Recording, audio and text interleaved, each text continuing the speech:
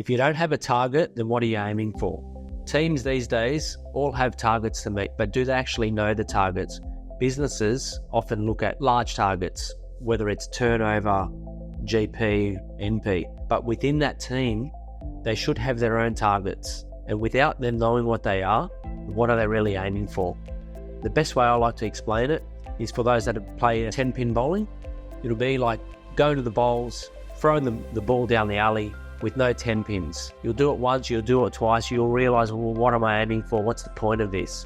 But have you ever bowled and hit a strike? You know what that feels like. Or even a spare. It feels good. It gives you something to aim for, and you get that feeling that you're actually hitting that target. So the moral of the story is, targets shouldn't just be kept at a high level. Every team should have their own target, so they know what they're aiming for, so they know when they hit it, they know what it feels like to achieve their targets, to keep them engaged, keep the morale up, and obviously offer those incentives.